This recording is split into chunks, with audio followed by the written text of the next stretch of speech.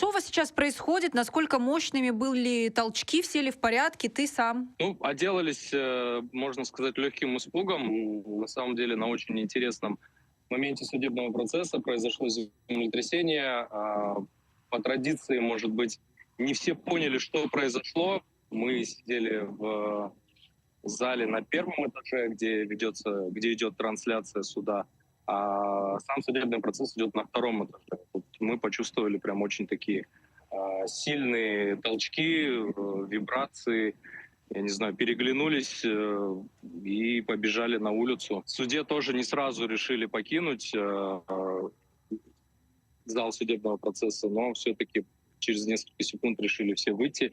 Все выбежали на улицу, где-то минут 10-15 здесь постояли и зашли вот буквально пару минут назад все зашли обратно, чтобы продолжить судебное заседание.